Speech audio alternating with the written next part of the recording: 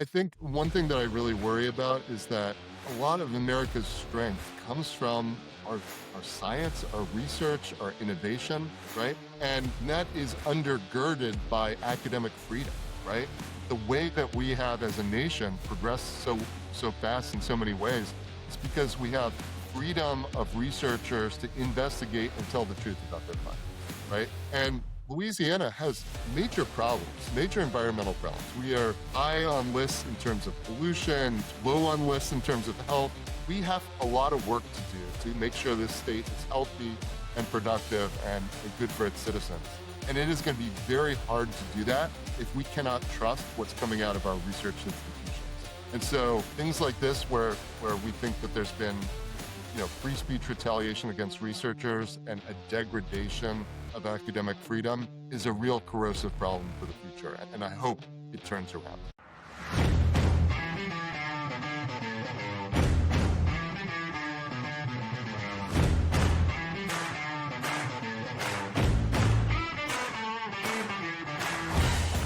Thank you, ladies and gentlemen, for joining us once again on the State of Freedom. The State of Freedom is a listener-supported podcast.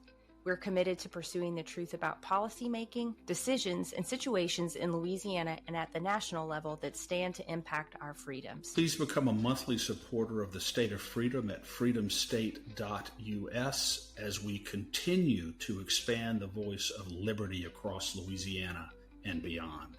Meet the world's first living, full-spectrum, certified organic CBDA hemp extract. Ness's hemp oil was extracted from seed to bottle without chemicals, solvents, or heavy metals, and it surpasses world-class standards for purity. This pure and powerful CBDA has been proven to reduce aches and pains, ease mental tension, and promote better sleep. To get yours today, visit the Shop Our Partners page at freedomstate.us. Good morning, everybody. Welcome to the State of Freedom on this very rainy Thursday.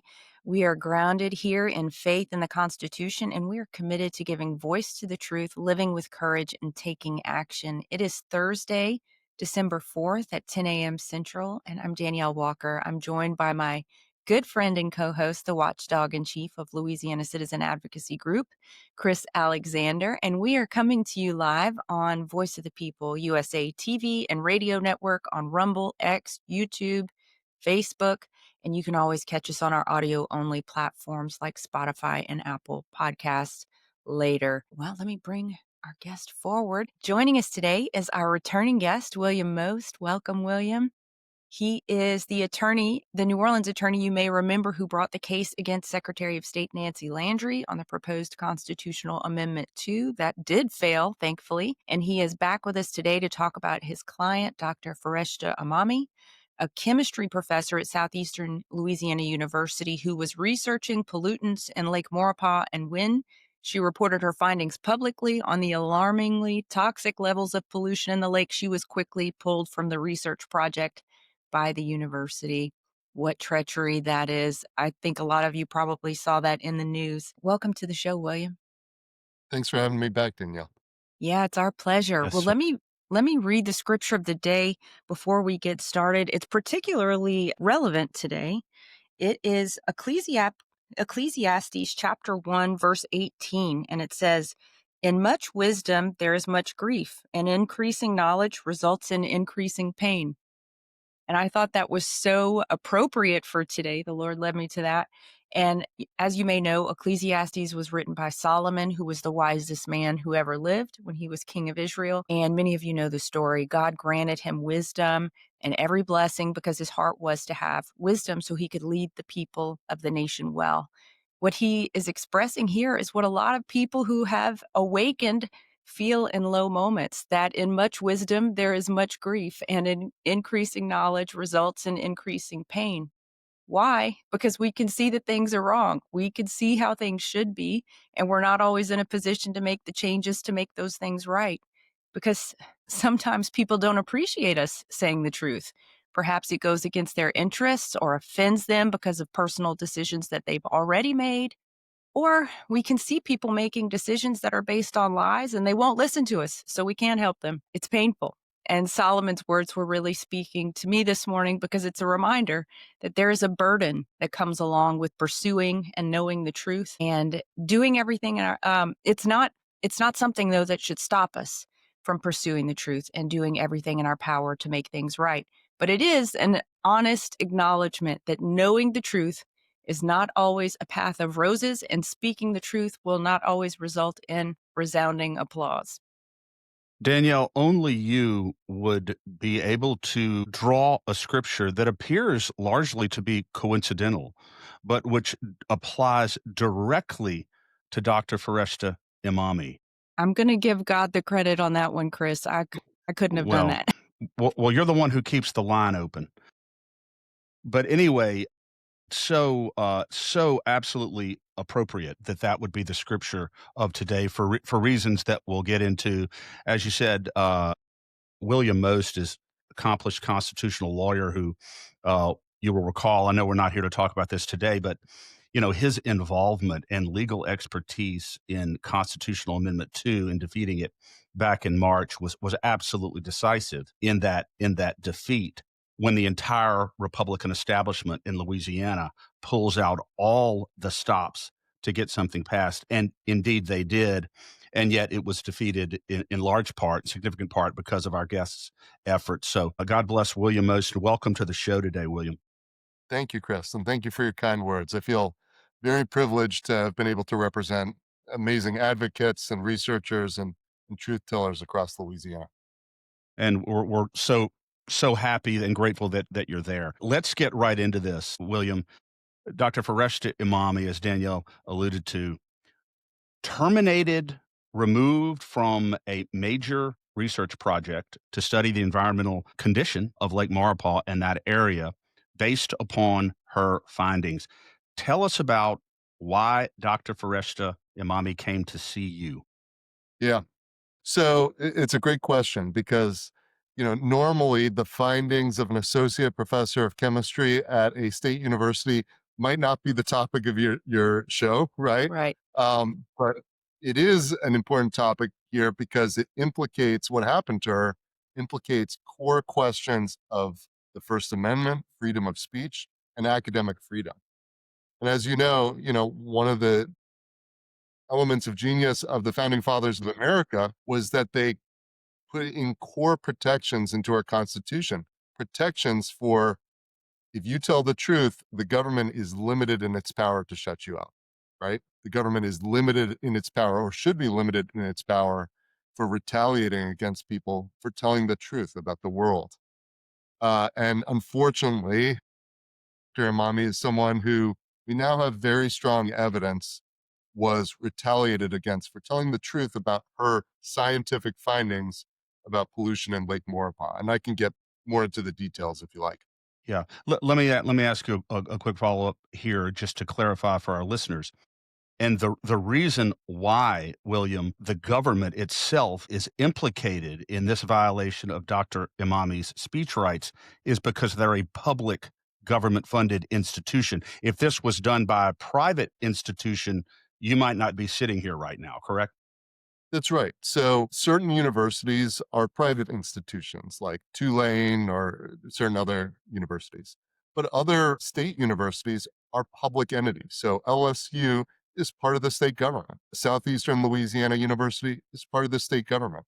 They are universities, but they're also government bodies. They're government actors. And so unlike a private university, they are bound by the constitutional protections like the First Amendment. Would you tell us a little bit about the research that she was doing, Dr. Amami was doing? I find it pretty interesting, particularly that it was an industry-funded study, and it seems like, perhaps industry expected their research money to return a specific result. Yeah. So Dr. Fereshteh Emami she's an associate professor of chemistry at Southeastern Louisiana University. And she was the leader of a major research project that the university was conducting. So Lake Maurepas is part of our environment in Louisiana. And there's a private corporation called Air Products that was proposing to do carbon capture and sequestration. So taking carbon and injecting it deep under the lake bed. And that's a controversial topic. Some people are very concerned about carbon capture in that form. And so Air Products paid the university millions of dollars to do a bunch of research about the lake before their project started, essentially to show a baseline. Like, here's what the lake looks like before we do anything there. And I think the idea was then they could look at it after the project and show that the carbon sequestration perhaps did not make the lake worse, right? That was the idea. And so Professor Emami was doing this research into the chemistry and the quality of the lake. And what she found was pretty concerning. Even before Air Products did anything to the lake was much more polluted than many people thought. For example, arsenic levels in the lake were 420% of safe limits and 6,300% over the EPA safe drinking water threshold. So, what Dr. Amami and her team discovered was this lake is very polluted, and there were suggestions that heavy industry had been the source of the pollution, not Air Products in particular, but heavy industry more generally. And that was fine until this summer on June 19th, there was a news story about her findings. A news entity called the Louisiana Illuminator did a story entitled Scientists Find Alarming Levels of Toxic Metals, Pollution in Lake Maurepas. And that's when the trouble started, when it became public. And William, just one question on that. Do you know when her research started? Yeah, the research project had been going for a couple of years. There had been publication earlier in 2025. So this was the thing that happened this summer. The new thing this summer was real public facing media attention to her research. That's what was new as of the summer of 2025. Got it. I just find it really interesting because I was doing some digging this morning on the state of the lake and what all had happened in Lake Maurepas. And it said that Air Products had been doing controlled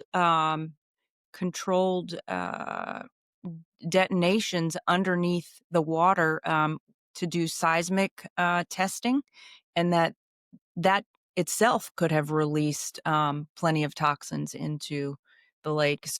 Perhaps it wasn't even a baseline as suggested. Yeah, that's right. And part of Dr. Amami's research, one of the things it highlighted is that there is so much heavy metal contamination in the lake bed here that any construction projects in the lake involving dredging or probably the seismic stuff you're describing could result in resuspending Yeah, those heavy metals that are in the lake bed and putting them back into the water column. got it. So her research did, in some ways, suggest that further projects in Lake Maurepas could make things substantially worse. William, you said that this probably wouldn't have been a problem even after she concluded her investigation and reported her results to the university if it had not become public. Are you suggesting possibly that the university would have just simply buried these findings and ordered her not to say anything about them if they had not become public and just gone right ahead? I don't see any indication they would have buried the findings. The findings were published in public journals. But there's a big difference between something being published in a scientific journal that I don't read. I suspect the two of you don't read. And there's a big difference between it then being published in like a newspaper or other media outlet where the general public will start to learn about it, right?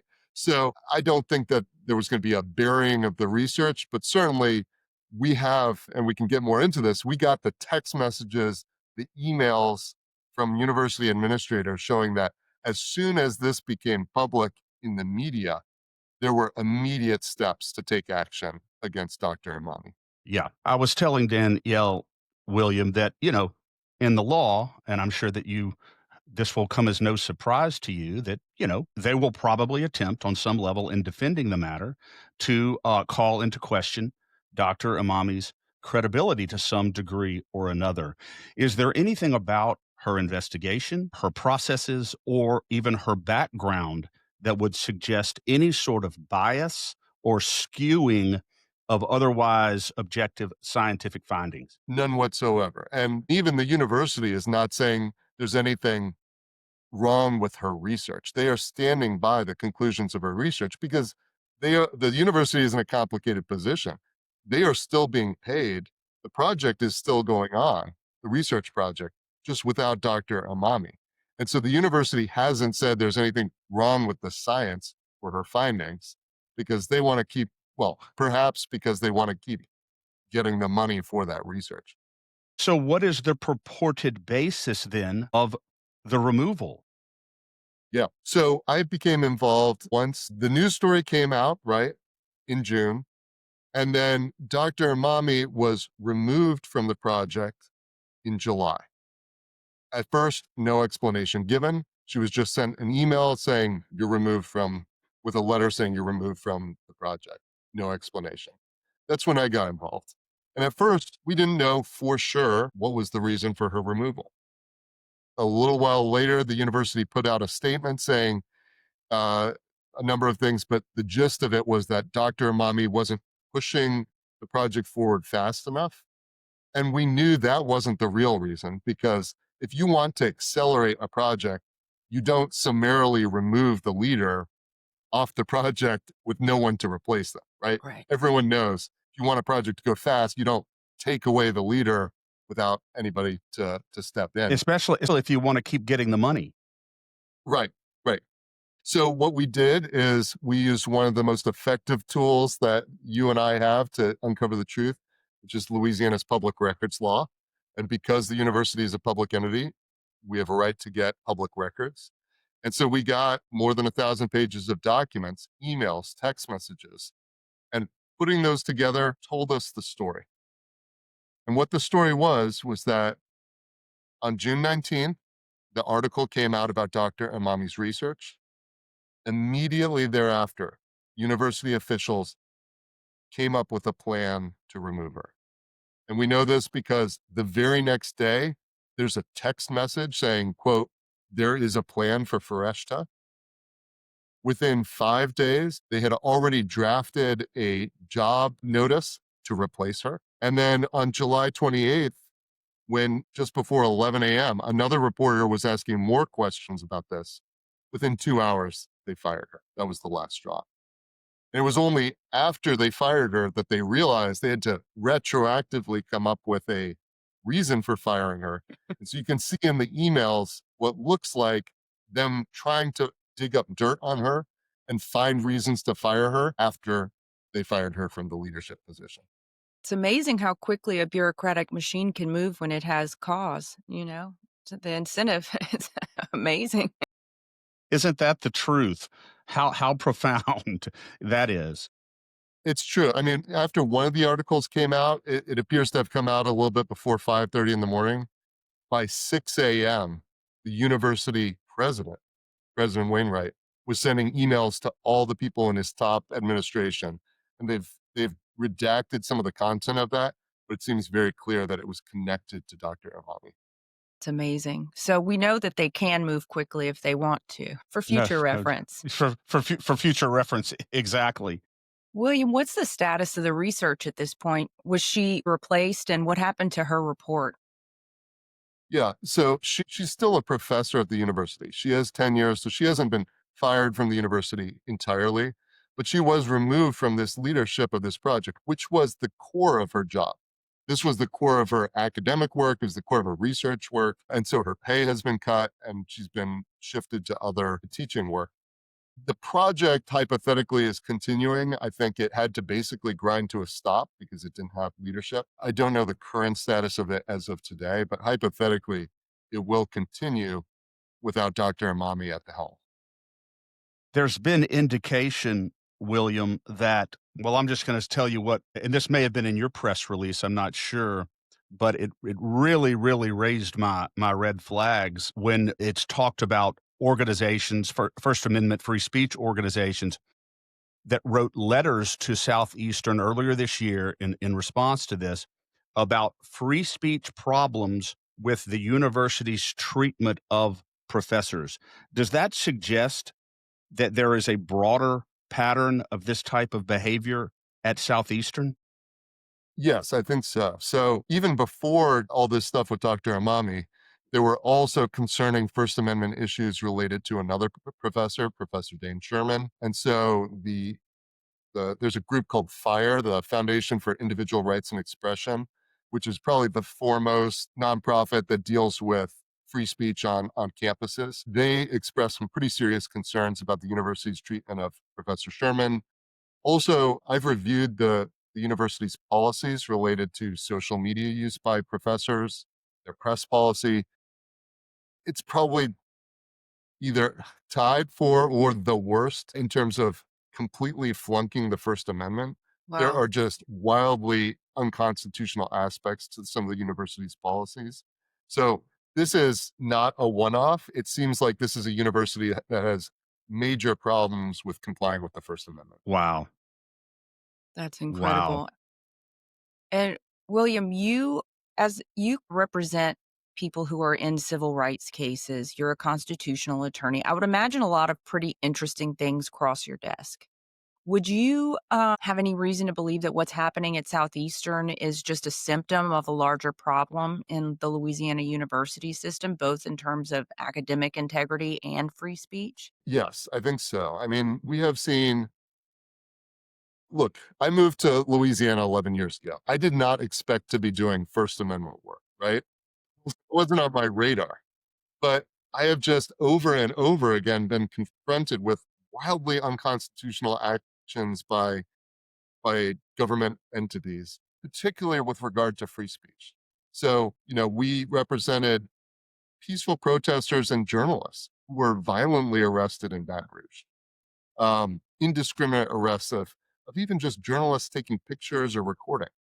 We represented someone who was hunted down and arrested by a sheriff for just writing emails critical of the sheriff in private emails. Believe And that. he currently represents someone who was arrested for sharing photos on Facebook, even though the police chief in private text messages acknowledged that it probably wasn't even something that you could charge someone with. So we've seen a consistent pattern, and that's true in the university system as well.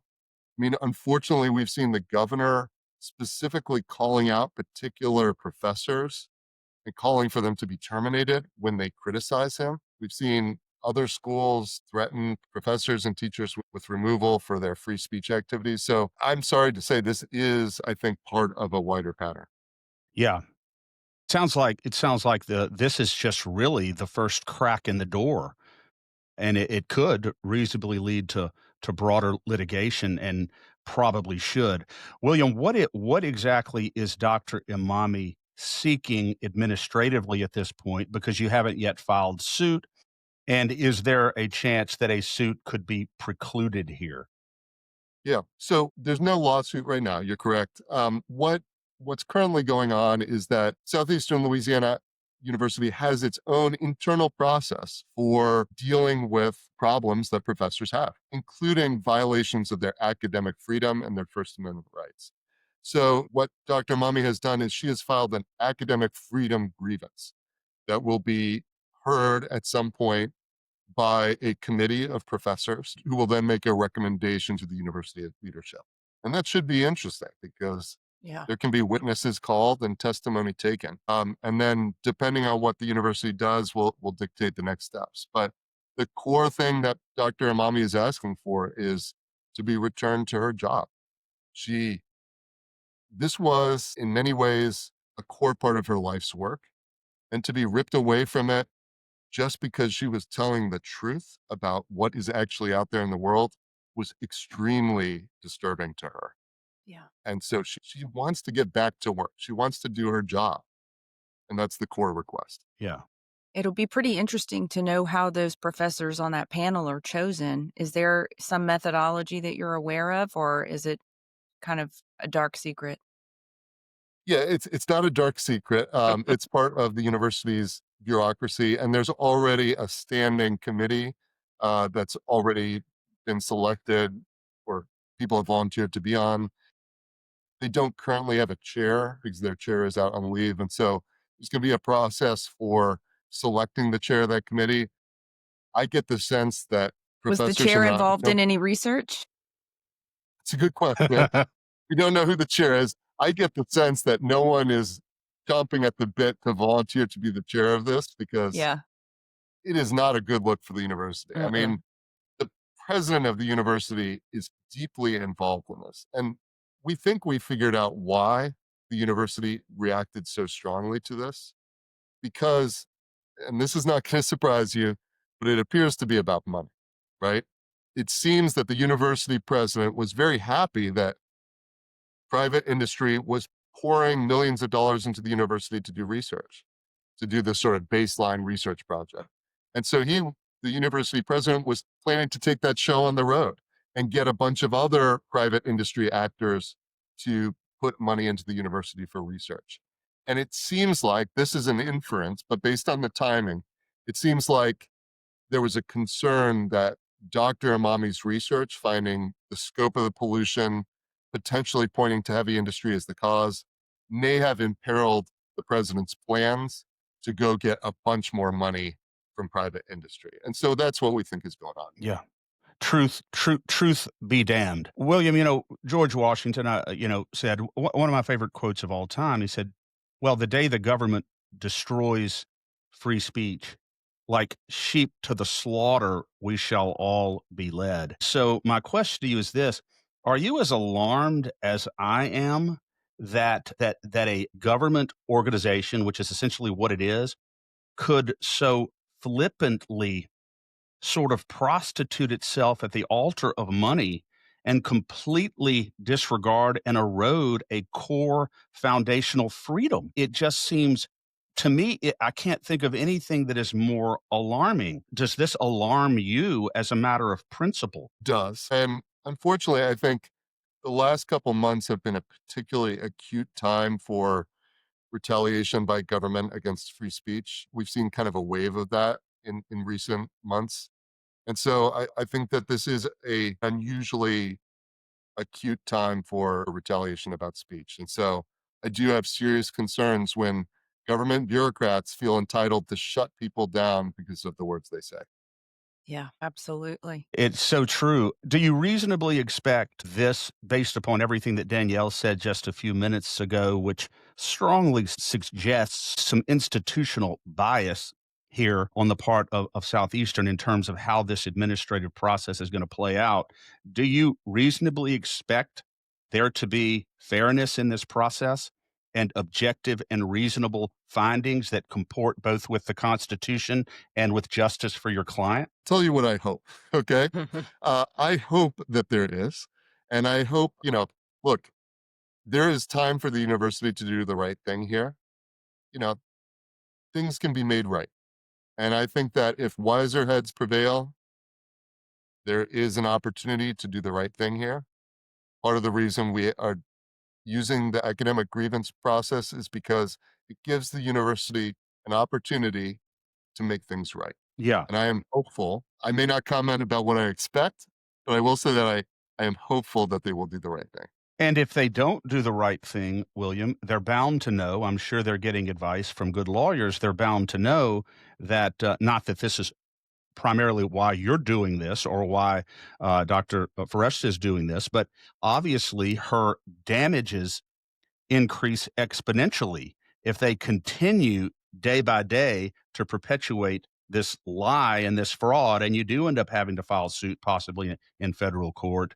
It seems like they should know that they're going to probably end up, based on your evidence, on the short end of the stick either way here. This is something that I wish more entities understood, is that sometimes doing the right thing early on is the much better choice in the long run. It can be a lot cheaper than spending a lot of money on a lot of lawyers over a lot of years, which can be very expensive. So doing the right thing is often the cheapest and best thing to do as well. Yeah. My Yeah, last question here, I'm sorry, Danielle, but my last question here on this, William, is what are the implications of this? Assuming that you're successful, and even assuming you're not successful, because everybody knows what the findings are. They're not being disputed, as you said. What are the broader implications for carbon capture sequestration development in Louisiana based upon Dr. Emami's findings here? Because they're just devastating. It's a good question. I mean, I think one thing that I really worry about is that a lot of America's strength comes from our our science, our research, our innovation, right? And that is undergirded by academic freedom, right? The way that we have as a nation progressed so fast in so many ways is because we have freedom of researchers to investigate and tell the truth about their findings, right? And Louisiana has major problems, major environmental problems. We are high on lists in terms of pollution, low on lists in terms of health. We have a lot of work to do to make sure this state is healthy and productive and good for its citizens. And it is going to be very hard to do that if we cannot trust what's coming out of our research institutions. And Yeah. so things like this, where we think that there's been, free speech retaliation against researchers and a degradation of academic freedom, is a real corrosive problem for the future. And I hope it turns around. Yeah, I hope it turns around too. In my view, it seems that the only people in the state of Louisiana who are promoting carbon capture sequestration are industry and politicians. So I don't think the people are here for it. People, like you said, William, are sick enough. I was talking to someone last night whose father died of a massive heart attack at 62 because he was a farmer and because of all the spraying and the chemicals that he was uh, using, then I can imagine the reason he was using that goes back to lack of academic integrity. If the real research had come out about what was behind those chemicals, we probably would not be using them today. So, question for you on the university system itself. Has there been any discussion or any correspondence between the university system and the president? Have they said, dude, you're way out of line, or silence? Like from the wider state university system Yeah. to the president of SLU. If there has been, I haven't seen it. So it's possible those conversations are happening, but I'm personally not aware of them. William, to follow up on Danielle's question, if there were someone in a position of higher authority here over Southeastern and over the university system who could weigh in on this and probably should weigh in on this, who would that be? It's a good question. I don't know the answer to that question. I mean, this is an awkward situation where ultimately the grievance committee, my understanding is they make recommendations to the president of the university who is personally implicated in the facts of this. So I do hope that someone who is not personally involved might step in and make things right, although I don't know for sure who that would Yeah, be. but it could be maybe the board of regents, the board of supervisors, possibly even the governor. But to your knowledge, you haven't seen that yet.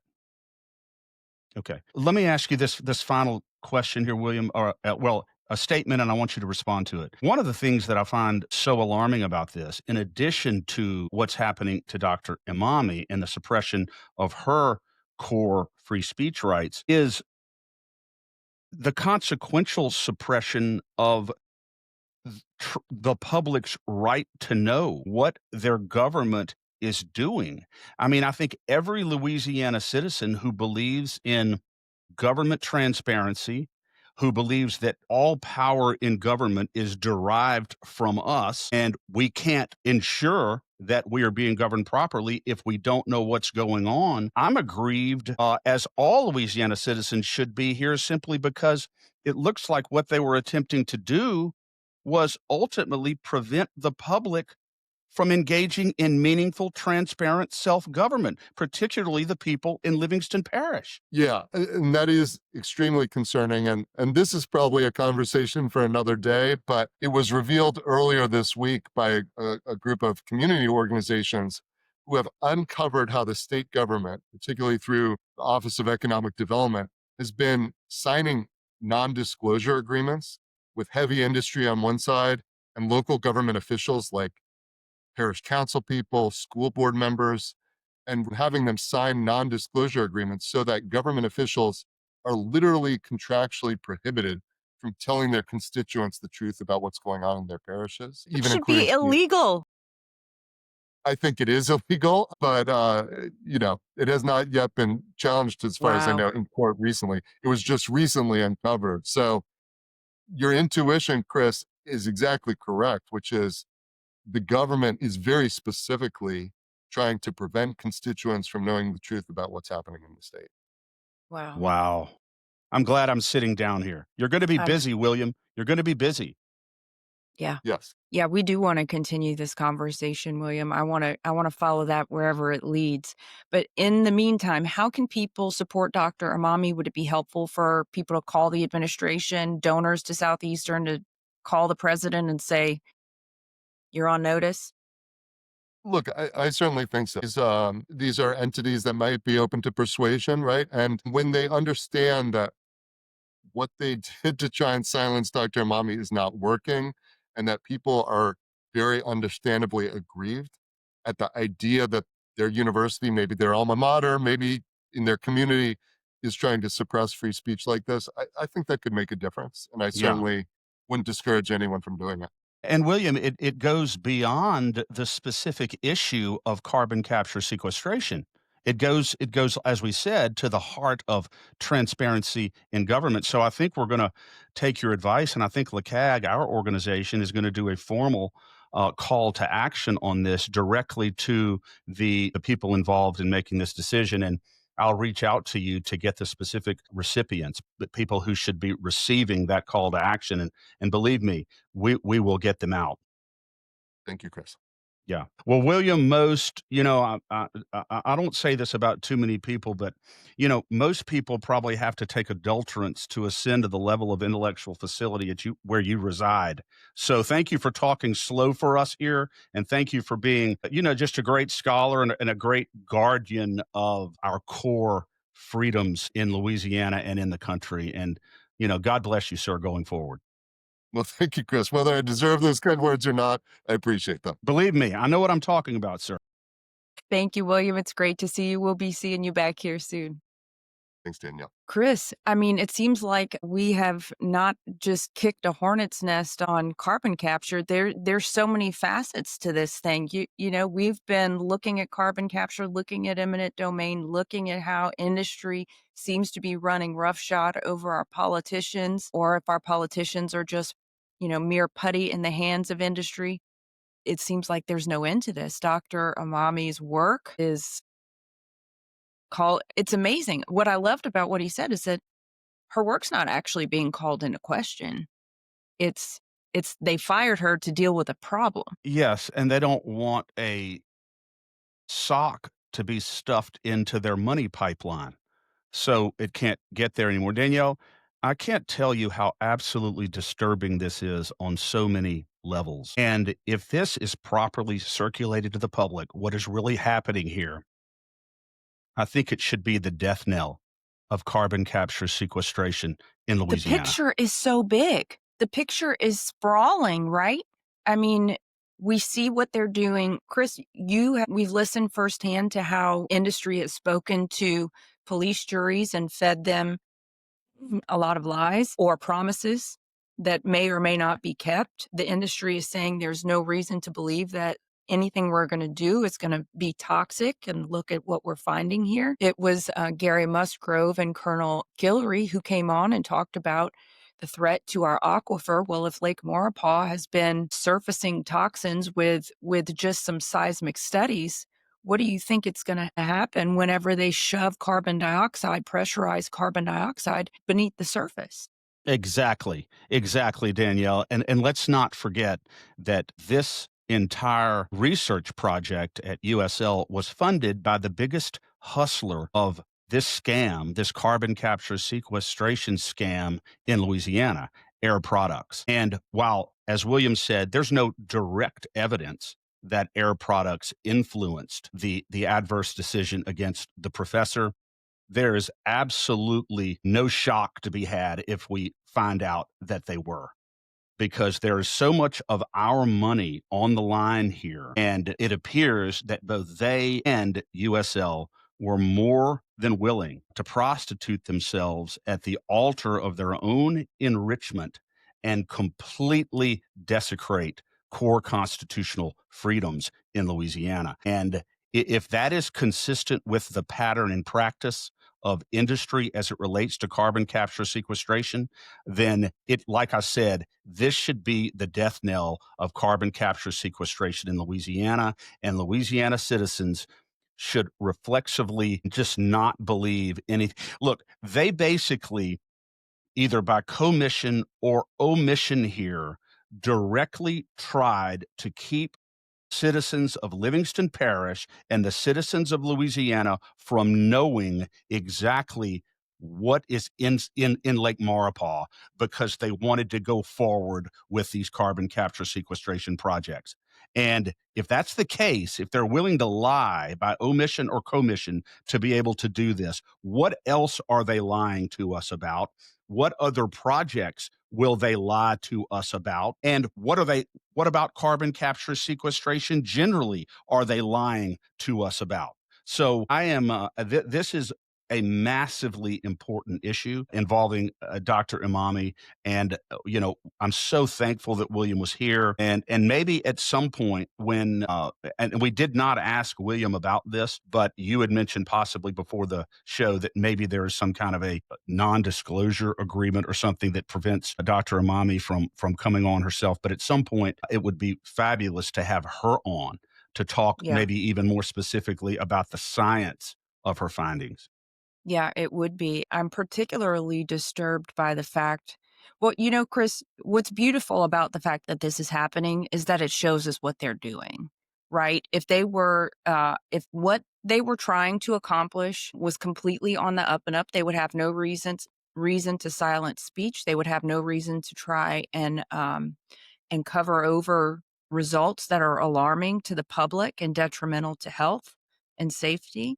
They would have no reason to do non-disclosure agreements with industry and government Shocking. officials against the people. Are you kidding me? So Are you Danielle, is what absolutely he's kidding saying, me? tell me if I'm interpreting this correctly. So is William suggesting to us that Air Products can go into Livingston Parish or some other parish, enter into an agreement with the local government there for a multi-billion-dollar carbon capture sequestration project, and simply have a contractual agreement that they're prohibited contractually from telling the public about what's going on, about the details of the project, about the risks, potential risks, adverse. I mean, that to me is just as alarming as the suppression of Dr. Emami's speech. Well, I'm not sure who the instigator of the non-disclosure is, Chris, if it's the government or if it's the industry. I guess they mutually benefit from it, but I don't know who the instigator is. Well, I'll tell you this, they both have a collective motive to conceal this from the public, what's going Which on. is our Because money. Which is our money. which is our money, our money. And more broadly, Danielle, I've only made two conditions as you have about carbon capture sequestration. I said, y'all can do as much carbon capture sequestration in Louisiana as you want to do under two conditions. Use your own money and don't do it on someone's property if they don't want you there. And guess what? If both of those two conditions were established, this whole sordid enterprise would fold up like a cheap suit, and they know that. Yeah, they know that. And Chris, there's a comment in the chat by Eagles R70. It says lobbyists are putting money in the politicians' pockets to get their way, plus killing all the pollinators with their sprays and chemtrails. Well, look, I think it's a very reasonable thing to say. And we were just remarking off air that Air Products sits on the board of directors of Lobby. So if you think Louisiana Association of Business, whatever, I don't know what the I stands for, business interests probably, is for the people, is for building industry in this state, you are out of your mind. They are for themselves. I mean, we saw what happened, the power of lobby exerted during this last legislative session on bills that were core fundamental rights of the people, completely railroaded legislators who allowed themselves to be railroaded, by the way. I'm not taking up for the legislators. They should be serving the interests of their constituents, and they're not. They're serving the interests of the donor class, which is these big lobbying organizations like Lobby. But I do want to let the record state that Air Products is on the board of directors of Lobby, and I don't think that is an accident. I don't think it's an accident either. And Danielle, you're alluding here to the chemtrails and the geoengineering from 2025 that Lobby was very, very instrumental in defeating on the House floor. Kim Coates' very strong anti-chemtrail bill. But you're also alluding. And the banking. And the banking, and you're also alluding to the vaccine issue from 2 or Yeah. 3 years ago, where I was shocked to see a lobby representative sitting at the committee table testifying against a bill to prohibit mandating vaccines in the state of Louisiana on free citizens in our state. I couldn't believe it. So you're exactly right that that lobby, I think, it's becoming pretty obvious that they are misnamed. I guess so, or just appropriately named.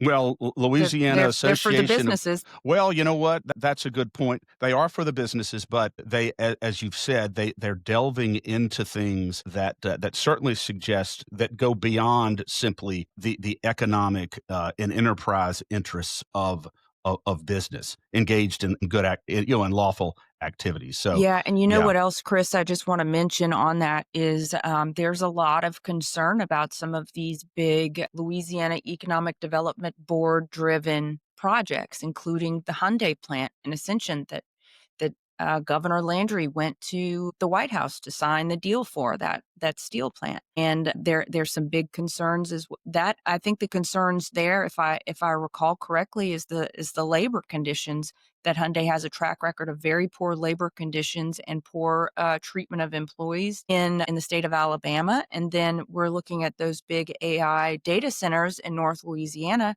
that were touted.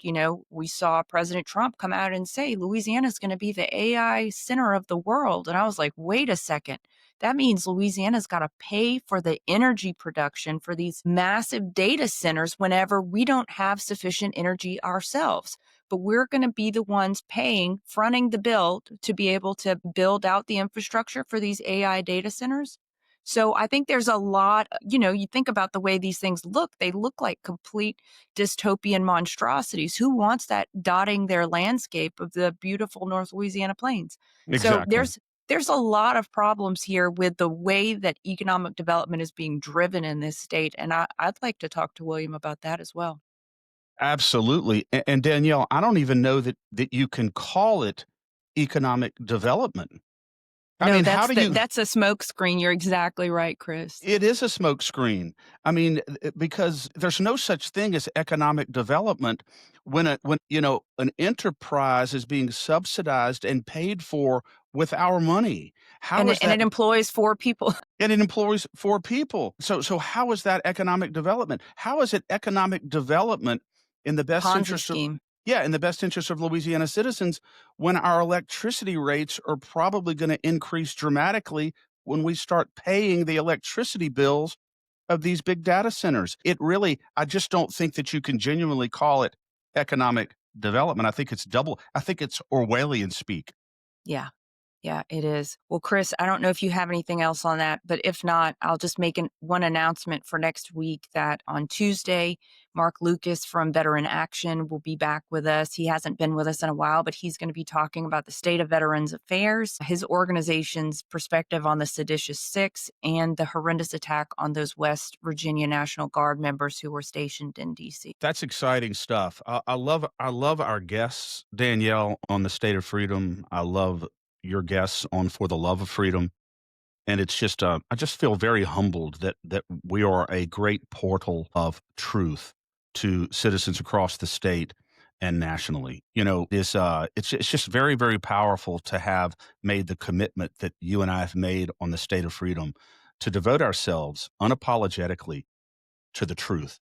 Yeah, I think we have built real credibility with our listeners and citizens in the state, knowing that we are never, ever going to deliberately mislead them on any issue that directly and profoundly concerns them. We're simply not going to do it. And we're never going to sacrifice ourselves at the altar of money. And that's right. that's one of the reasons why I'm privileged to be a part of our show. You're right, Chris. It's a huge honor and we get to have a lot of fun, but it's also a big responsibility, right? To make sure that we're conveying the truth insofar as it's knowable by us and that we're bringing on people who we're reasonably confident are there for the right reasons, doing good work and bringing the truth as well. No doubt. And our listeners can confidently support subscribe, and continue to donate to the State of Freedom, because we all have a vested interest in making sure that the light of truth continues to brighten the dark streets of the lies that are being told from so many sources. We need the bright light of truth, and we're going to continue to shine it. So please donate, subscribe, and share the State of Freedom, and allow us to continue to advance the cause of truth. Yeah, absolutely. And go to freedomstate.us to do that, and hit the button that says get exclusive updates, and that'll sign you up to stay in touch with us, and we can let you know when our new membership program, which is getting geared up right now, is going to be available. And in the words, Danielle, of the one and only immortal William F. Buckley, who hopefully is resting in the blessed isles of ever after, baying, we shall go. We shall. See you later, Chris. Have a great weekend. God bless. God bless. The secret to losing weight 2 times faster has gone viral. See the transformations hundreds of thousands of men, women, and teens are experiencing around the world with the Slenderize drops. These homeopathic hormone-balancing drops are proven to control appetite, support thyroid function, improve energy, boost mood, and increase metabolic rate. To learn more about the drops or other incredible natural wellness and lifestyle products, email me at danielle@freedomstate.us or visit the Shop Our Partners page at freedomstate.us. Lux Lion is an online boutique that showcases gorgeous, handcrafted jewelry and accessories from highly skilled African designers. If you've been thinking about making a purchase from Lux Lion, there's no better time than now. I'm running a holiday special while supplies last. Use promo code THANKFUL30 for 30% off your purchase. Thanks for joining us today on the State of Freedom. Be sure and check out the show notes for this episode. You can always go there and find the calls to action and resources mentioned in the show, and you can find out more information about our advertisers there as well. If you want to learn more about us or support our work, visit freedomstate.us. To get involved with Louisiana Citizen Advocacy Group, visit lacag.org. We'll see you next time. God bless.